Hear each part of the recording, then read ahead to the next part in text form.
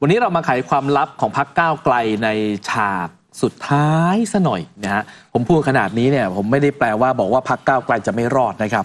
แต่ว่าเขาพลาดจริงๆพลาดมาถึงในจุดที่หลังชนฝาแล้ววันนี้ก็คงจะชี้ชะตาชัดเจนนะครับว่าท้ายที่สุดแล้วการต่อสู้ของพรรคก้าวไกลจนกระทั่งเมื่อสุดสัปดาห์ที่ผ่านมาเขาก็ออก9ข้อนำโดยนายพิธานะเอามาสู้คดีว่าเขาไม่ยอมรับหรือจะไม่ปฏิบัติหรือจะไม่น้อมรับแต่จริงๆแล้วจะไม่น้อมรับก็บอกว่าไม่ได้เพราะจริงๆศาลรัฐธรรมนูญมีผลผูกพันทุกอย่างข้อผูกพันอะเอาไว้ก่อนเลยเอาข้อแรกเลยมาไล่เรียงกันดูครับเขาบอกว่าอะไรศาลรัฐธรรมนูญไม่มีเขตอำนาจพิจารณาวินิจฉัยคดีนี้ข้อนี้พี่เคยได้ยินได้ฟังจากอดีตตุลาการศาลรัฐธรรมนูญคนหนึ่งซึ่งเรียนธรรมศาสตร์รุ่นเดียวกับพี่ครับพี่ไปบรรยายให้กับศาลรัฐธรรมนูญนะครับแต่ไม่ใช่เรื่องกฎหมายนะพี่ไม่รู้เรื่องกฎหมายหรอกไปบรรยายเรื่องของการทำงานบริการเนี่ยก็ได้นั่งคุยกับเขาบอกพี่บอกว่านี่เสรีตอนที่พักเขาพูดถึงสมัยก่อนก็คือพรรคไทยรักไทยใช่ไหมเขาถูกยุบเนี่ยเพราะเวลาเขาสู้เขาไม่ได้สู้ด้วยข้อเท็จจริงสมมติเรากล่าวหาว่าเขากินขนมเขาไม่ได้สู้ว่าเขาไม่ได้กินแต่เขาบอกว่าคนที่มาตัดสินว่าเขากินขนมหรือไม่กินขนมไม่มีอำนาจตัดสินเขาถึงแพ้นะนั่นเช่นเดียวกันแทนที่พรรคก้าวไกลจะบอกว่าผมไม่ได้ทำอย่างที่คุณกล่าวหากลับไปบอกว่าคุณไม่มีอำนาจมาตัดสินผมซึ่งถ้าเขาไม่มีอำนาจตอบเขาจะรับเรื่องไว้พิจารณาทำไมมีเรื่องตั้งหลายเรื่องที่เคยยื่นไปที่ศาลรัฐธรรมนูญและศาลรัฐธรรมนูญไม่รับเพราะเขาบอกว่าไปศาลฎีกานู่นไปศาลฎีกาคดีนักการเมืองนู่นไปปปชนู่นอันนี้ไม่ใช่อำนาจเขาเพราะฉะนั้นเขารู้อำนาจเขาดีว่าเขามีอำนาจหรือไม่ถ้าเกิดเขาไม่มีอำนาจเขาไม่รับไปหรอกข้อหนึ่งตั้งแต่ข้อแรกเลยนะครับบอกแล้วอย่างนี้เขาจะไม่รับพิจารณาตั้งแต่ต้นทำไมล่ะเพราะหลายคดีที่เขายื่นไปเนี่ยโอ้ยเขาเคยปฏิเสธถ้าเขาไม่มีอำนาจเขาปฏิเสธไปแล้วถัดมาดูข้อ2ครับกระบวนการยื่นคำร้องของกกต.ไม่ชอบด้วยกฎหมายนี่เขาพูดกันทั่วบ้านทั่วเมืองเมื่อศาลรัฐธรรมนูญวินิจฉัยมาแล้วในวันนั้นว่าเขาเองเนี่ยซ่อนซ่อนกรอนบ่อนทำลายคนก็พูดต่อไปนี้นะกกต.เฉยไม่ได้แล้วนะกกต.ต้องยื่นยุบพรรคนะซึ่งถ้าเกิดไม่ยื่นนะกกต.จะโดน157นะคนก็พูดกันทั้งบ้านทั้งเมืองแล้วทำไมถึงมาพูดว่ากกต.ไม่มีอำนาจโดยกฎหมายในการจะไปยื่นศาลรัฐธรรมนูญให้วินิจฉัยเรื่องนี้เอาอีกแล้วเข้าข่ายอันเดิมอีกแล้วไม่มีอำนาจมันไม่ได้พูดว่าเขาไม่ได้ทำแต่พูดว่าคนที่ทำเนี่ยศาลรัฐธรรมนูญก็ไม่มีอำนาจจะมาวินิจฉัยเรื่องนี้ขณะเดียวกันกกต.ไม่มีอำนาจในการจะยื่นเรื่องนี้อ้าวคุณพลาดแล้วที่คุณไปพูดเรื่องนี้แม้ว่าการพูดในวันนั้นเนี่ยแหมดูขึงขังนะฮะดูขึงขังมากแล้วก็พูดตามว่าทำไมก้าวไกลจะต้องออกมาต่อสู้โดยหยิบ9ข้อนี้มาข้อ3ของพรรคก้าวไกลนะที่เขาต่อสู้มาบอกว่าคำวินิจฉัยเมื่อวันที่31 มกราคม 67ไม่ผูกพันกับการวินิจฉัยคดีนี้นี่ไงพี่ว่าตั้งแต่ได้ยินศาลรัฐธรรมนูญมาพี่ได้ยินแต่ผูกพันทุกองค์กรผูกพันทุกองค์กรคำตัดสินของศาลรัฐธรรมนูญผลผูกพันทุกองค์กรเราได้ยินมานานชามากแล้วแล้วเขาเองเป็นนักการเมืองไม่ใช่เหรอพึงรู้ไหมควรรู้หรือพึงรู้ไหมเขารู้แต่เขาก็พยายามจะทำให้รู้ไงไม่รอดแล้วก็อย่าลืมว่าไม่ได้หมายความว่าจะถูกยุบแต่บอกคำแก้ตัวนี้ไม่รอดไม่ยอมรับเหรอแล้วถามจริงว่าถ้าย้อนกลับไปสมัย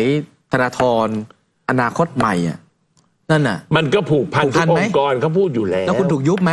ก็ถูกยุบแล้วมาครั้งนี้อีกก็ยังจะหยิบยกคำต่อสู้เดิมๆ3 ข้อมาดูข้อที่4เขาบอกว่าการกระทำที่ถูกกล่าวหาไม่ล้มล้าง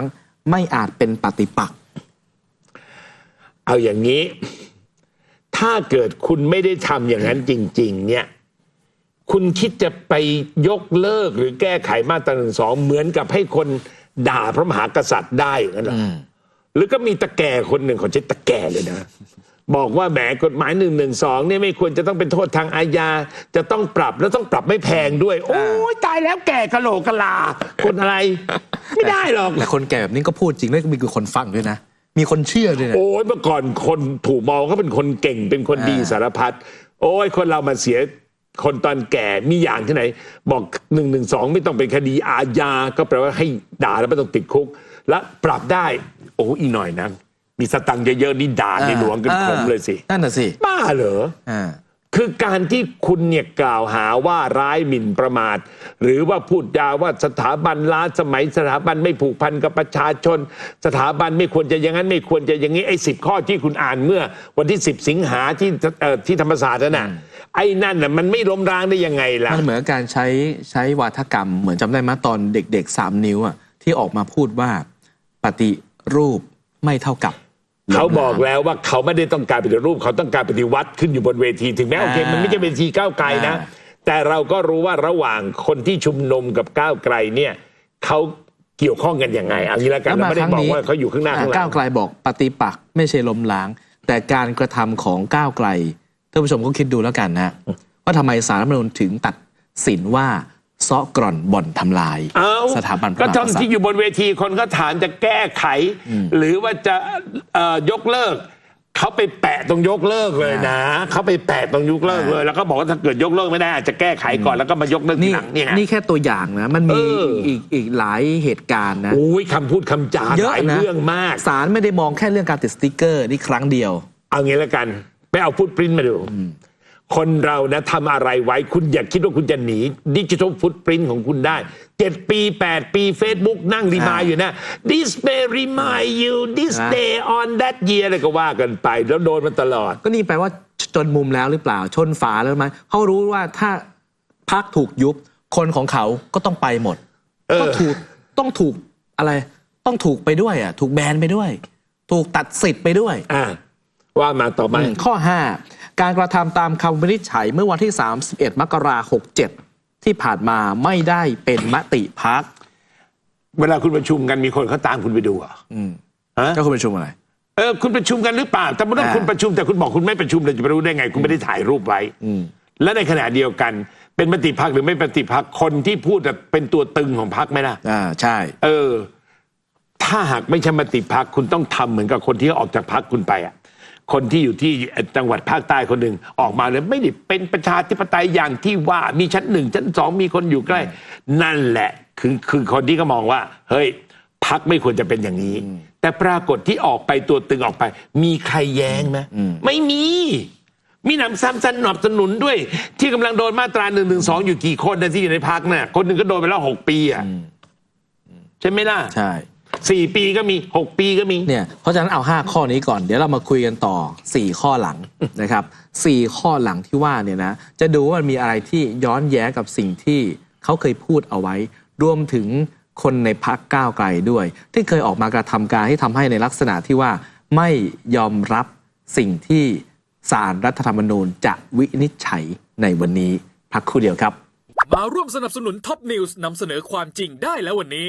เพียงกดปุ่ม Super Thanks แล้วเลือกจำนวนเงินตามที่ต้องการได้เลยครับขอบคุณครับ